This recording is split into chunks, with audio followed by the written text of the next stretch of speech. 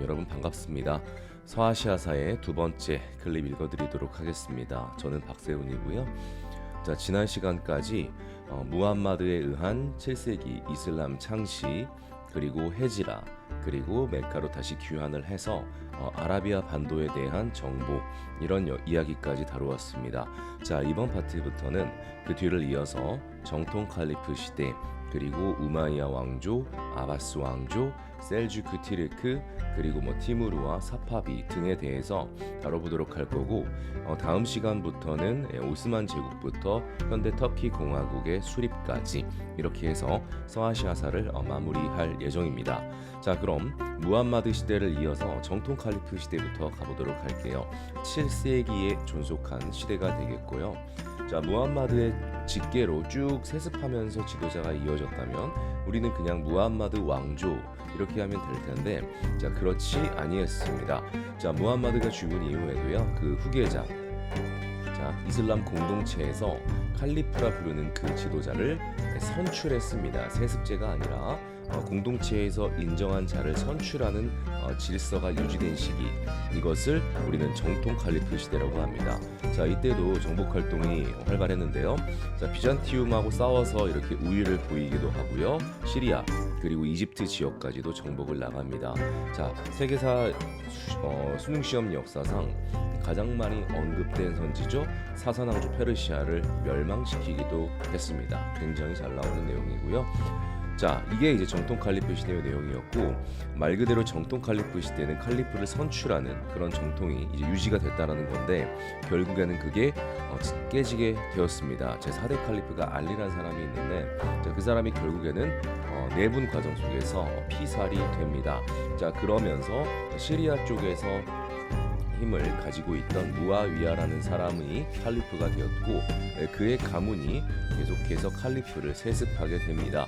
자, 그 가문을 우마이야 가문이라 하고, 결국에는 우마이야 왕조가 지속되게 되는 겁니다.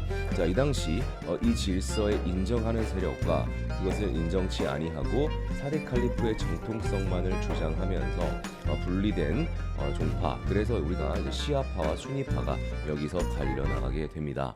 자, 우마이야 왕조는 661부터 750까지, 그러니까 7세기 중반 후반에서 8세기 중반까지 존속했습니다. 자, 수도는 시리아의 다마스쿠스가 되겠는데, 이때부터 독특한 점이 하나 있죠. 바로 이 이슬람 왕조와 수도 간에 글자가 한 글자씩 겹치는 글자가 나옵니다. 우마이야 왕조는 마자가 들어갔죠. 바로 다마스쿠스에도 마자가 들어갔습니다. 이런 것들이 절묘하게 하나씩 있습니다. 자, 다마스쿠스에 도입을 했고, 동쪽으로는 인더스강 유역으로, 서쪽으로는 아프리카 북부와 이베리아 반도에 이르는 대제국이 건설되는데, 자, 아프리카 북부를 휩쓸고 지브롤터 해협이라는 해협을 건너 이제 유럽 쪽으로 올라가는 거죠. 오늘날의 에스파냐와 스페인을 말합니다. 그리고 포르투갈이 있는 이베리아 반도까지 올라갔다. 특히 이베리아 반도 진출까지 언급이 정말 많이 되는 내용이 되겠고요. 오늘날에도 이 아프리카 북부의 나라들을 생각을 해보시면 이집트부터 알제리, 모로코, 튀니지, 거의 이슬람 국가들이 됩니다. 그만큼 영향력이 강했다는 거죠. 자, 그러면서 이들이 더욱더 유럽 쪽으로, 서유럽 쪽으로 이제 넘어가게 되는데, 자, 그때 결국엔 유럽 세력에게 저지를 당하고 말았습니다. 자, 그것이 서양사에서도 아주 유명한 투르 푸아티에 전투가 되겠습니다. 자, 이때 프랑크 왕국에게 패배를 하고 말았는데, 이때 카롤루스 마르텔이라는 궁제가 바로 이끌고 있었죠. 자, 그래서 그 내용 서양사에서도 다시 한번 언급이 될 것입니다. 자, 그리고 이들의 통치 방식은 어땠을까? 자, 바로 차별적인 통치 방식을 취합니다. 이 부분이 결국엔 우마이야 왕조가 뒤에 나타나는 아바스랄지 이런 왕조보다 좀 단명하는 요인이 되기도 하는데요.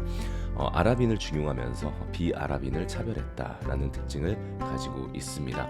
자, 결국에는 그러면 불만을 가진 세력들이 들고 일어났는데요. 예컨대 비아랍인이랄지, 그다음 수니파가 아닌 시아파랄지, 자, 그들이 바로 새로운 가문 아바스 가문을 지원을 하면서 우마이야 가문이 무너지게 됩니다. 자, 자연스럽게 우리는 아바스 왕조로 넘어오는데요. 아바스 왕조 또한 굉장히 강성했고 시기적으로도 8세기 중반부터 13세기 중반까지 굉장히 오랫동안 존속을 했습니다. 중요한 순간이 되겠고요. 다시 한번 정리하면 아바스 가문이 불만 세력의 도움을 받아 건국했다. 자, 그때 이 아바스 가문을 도와준 건 비아라빈이랄지 그 다음 시아파가 되는 것이죠. 자, 그러면 아바스 가문이 혹시 순입 이제 시아파가 되는 것이냐 이렇게 이제 의문을 가질 수가 있는데 그것은 아닙니다. 어디까지나 시아파의 도움을 받은 것이지 시아파는 아니고요. 순입하기 때문에 결국에는 그 시아파들이 아바스 치하에서도 탄압을 받게 됩니다. 수도는 이슬람으로 번영했던 그 도시 중에는 가장 대표적인 도시라고 할 수 있겠습니다. 바그다드가 되겠습니다. 이라크에 있는 바그다드인데 역시 마찬가지네요. 아바스 왕조의 바자가 들어가는데 바그다드에도 바자가 이렇게 들어가네요.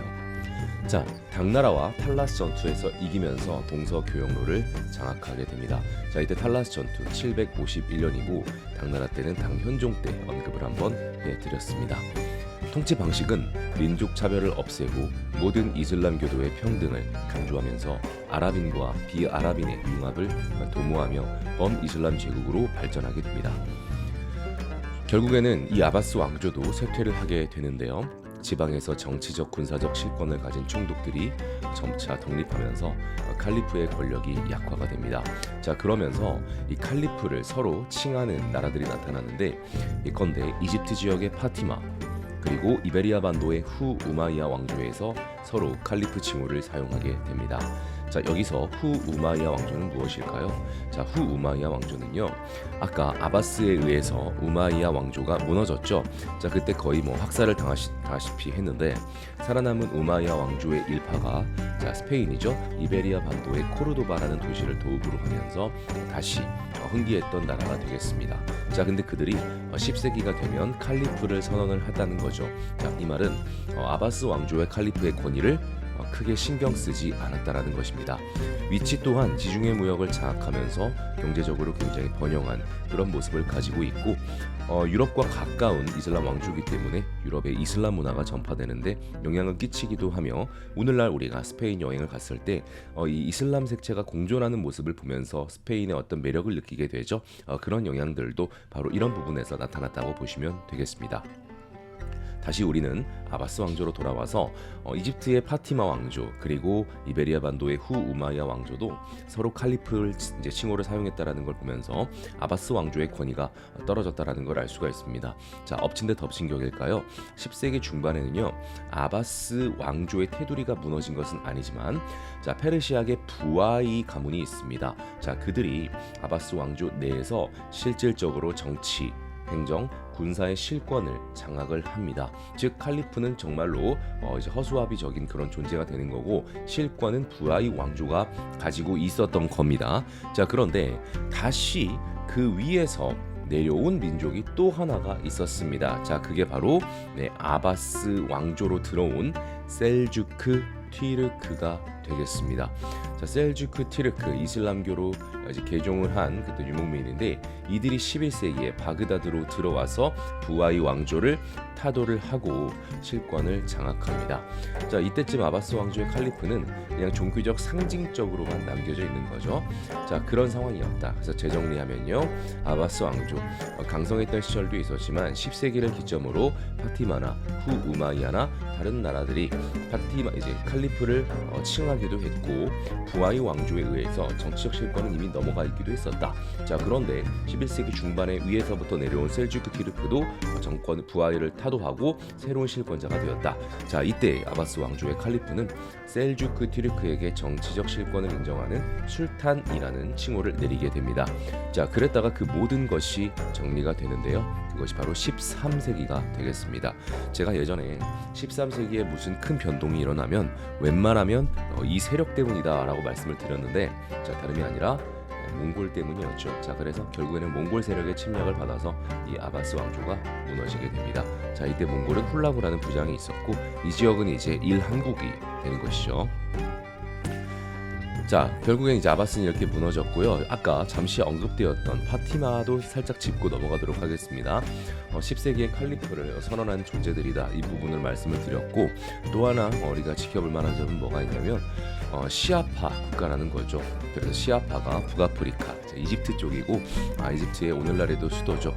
카이로에 도읍을 하였습니다. 이집트와 시리아 지역을 지배를 했고 지중해 무역으로 성행하는 그런 나라였습니다. 10세기부터 12세기 후반까지 존재했습니다. 다음으로는요, 셀주크 티르크 꼬리를 잡고 내려가 보도록 하겠습니다.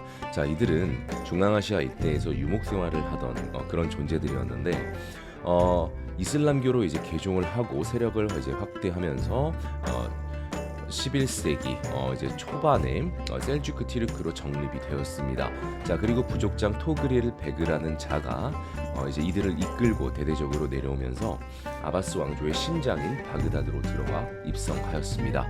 자, 거기에 원래 실권을 장악하고 있던 건 앞에서도 말씀드렸던 부하이 왕조였는데, 이 부하이 왕조를 타도하고 아바스 왕조 내에서 셀주크 티르크가 정치적인 실권을 장악하게 되었습니다. 그러면서 그들이 이슬람 세계의 세속 군주 칭호를 획득하게 됩니다. 자, 그것이 바로 술탄이라는 것이었죠. 자, 이 셀주크 티르크 지중해 파밀구원에 이르는 대제국을 건설했고요.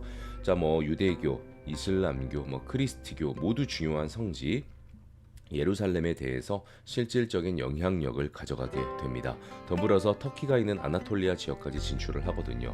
자, 그러다 보니까 결국엔 크게 부딪힐 수밖에 없는 나라가 있습니다. 바로 유럽의 최후의 보루죠. 크리스트교의 보루라고도 우리가 부를 수 있겠는데, 바로 비잔티움과 대립을 할 수밖에 없었습니다. 자, 비잔티움 입장에서는 큰 위기감을 느낄 수밖에 없었을 테고, 비잔티움 황제가 서방 세계에 도움을 요청합니다. 그래서 그것 도움에 응한 교황이 십자군 전쟁을 대대적으로 일으키게 되었던 것입니다. 자, 그런데 시기적으로 이제 십자군 전쟁도 오래되고 하다 보니까 이 셀주크 티르크도 결국에는 좀 쇠퇴하고 분열이 나타나게 되었습니다. 자, 그러다가 다시 한번 정리가 되죠. 13세기 몽골이 침략을 해왔고 아바스 왕조와 함께 이 셀주크 티르크도 무너지고 말았습니다. 이렇게 해서 우리가 이제 오스만 제국을 들어가기 전에 셀주크 티르크라는 아주 중요한 제국까지 이제 살펴봤고요. 오스만 제국 가기 전에 잠깐 중앙아시아 쪽 그리고 이란 쪽에 유의미한 나라들이 있으니까 그 나라들까지 한번 살펴보도록 하겠습니다. 자, 먼저 중앙아시아의 역사적인 패자 티무르 왕조 이야기를 해볼게요. 14에서 16세기까지 존속했고요. 14세기 초에 중앙아시아의 차가타이 한국의 세력이 약화되자 칭기즈칸의 후예임을 자처한 티무르라는 자가 몽골 제국의 재건과 이슬람 세계의 확장을 내걸고 건국하였습니다. 이게 티무르고요. 자, 이들은 킵차크 항구, 그 다음 인도 서북부를 침공하는 등 활발한 정복 활동의 모습을 보였고요. 심지어 오스만 제국이 아직 완전히 강성할 때는 아니지만 1402년 앙카라 전투에서 오스만 제국을 맞서 싸워서 이기기도 합니다. 자, 그러면서 지중해 동부 연안까지 진출이 되는 등 인도 서북부에서 서아시아에 이르는 대제국을 건설합니다. 동서무역을 통해 번성했고요. 수도는 사마르칸트가 되겠습니다. 자, 티무르 왕조 르자가 들어가죠. 자, 그런데 역시 수도 사마르칸트에도 르자가 들어간다는 거 참 절묘하네요. 자, 오늘날 우즈베키스탄에 위치한 당시 번영했던 도시가 되겠습니다. 문화적으로는 이슬람, 페르시아, 튀르크, 중국 문화가 혼합되어 있으며 세밀화와 천문학이 크게 발달했습니다. 자, 이랬던 티무르 왕조도 결국에는 쇠퇴 끝에 무너지게 되는데, 결정적인 순간들을 말씀을 드리면 티무르가 명나라를 정벌하러 가던 도중 병사했습니다. 이게 15세기 초의 이야기였고요. 이 이후에 제국은 분열되고 약화됩니다. 자, 그러다가 결국엔 우즈베크 세력에 의해서 티무르 왕조가 최종적으로는 멸망됐습니다. 자, 오늘날의 티무르 왕조의 흔적 이야기들은 우즈베키스탄에 가면 우리가 볼 수가 있게 되는 거죠. 다음으로 비슷한 시기에 존재했던 사파비 왕조 이야기해드리겠습니다. 이란의 전신이 되겠습니다. 이란 전신에 사파비, 그다음 카자르, 팔레비 이런 왕조들이 있었는데요. 자, 사파비 왕조는 16세기부터 18세기까지 존재했습니다. 이스마일 1세가 현재 이란 지역을 중심으로 16세기 초반 건국을 했고요. 자, 이들의 지배자의 칭호는 샤라고 합니다. 그래서 샤한샤 이런 식으로 표현을 할 때 왕 중의 왕이라는 의미를 담고 있죠. 자, 이들은 시아파 이슬람교를 국교로 정했습니다. 자, 시아파가 많지 않죠. 우리가 시아파로 언급된 건 파티마도 있었고, 그리고 이렇게 사파비도 있습니다. 그 외에는 대부분 수니파라고 생각을 하시면 되겠습니다. 자, 발전기에는 아바스 1세라는 군주가 종종 언급이 되는데, 우리가 아바스 1세라는 말을 듣고 아바스 왕조라고 착각을 하시면 안 되겠습니다. 결정적인 키워드는요, 수도 이스파한으로 천도했다. 이스파한이라는 굉장히 아름답게 계획적으로 만들어진 도시를 건설했다. 이 내용으로 충분히 언급이 잘 되겠습니다. 자, 유럽 상인들과 그리스도 선교사의 이스파한 체류와 신앙의 자유를 허용하면서 많은 사람들이 찾은 것, 이것이 바로 사파비 왕조가 되겠습니다. 특히 동시대 존재했던 오스만 제국은 수니파 국가로서 시아파를 탄압했기 때문에 많은 시아파가 사파비 왕조로 몰려들었습니다. 자, 이 페르시아 지역이 굉장히 문화적으로 강한 분야가 세밀화가 되겠는데요. 꽃으로 장식한 선이나 기하학적 선 안에 아주 정교한 그림을 그려 넣는 것이죠. 자, 그것을 세밀화라고 하는데, 이 페르시아 세밀화가 최고조로 발달한 시기가 바로 이 시기가 되겠습니다. 자, 이러다가 결국에는 역시 내부적으로 좀 흔들리게 되었습니다. 그런 왕실 내부의 갈등이 있었고, 외부적으로는 아프간족이 침입을 해오면서 1736년 즉 18세기 전반에 무너진 것, 이것이 사파비 왕조가 되겠습니다. 유명한 유적지로는 세이크로트 폴라 모스크가 이스파한에 있는데요. 굉장히 아름답고, 이 이스파한 자체가 당시에 많은 사람들이 방문을 하고 너무나 그 아름다움에 찬사를 보내면서 세상의 절반이다, 이런 표현이 나왔다고도 합니다. 자, 이렇게 해서 오늘은 정통 칼리프 시대로부터 티무르, 사파비까지 이슬람을 기반으로 존재했던 나라들에 대해서 언급을 해봤고요. 다음 클립에서 마지막이죠. 오스만 제국으로부터 터키 공화국의 수립까지 읽어드리도록 하겠습니다. 오늘도 들어주셔서 감사드립니다.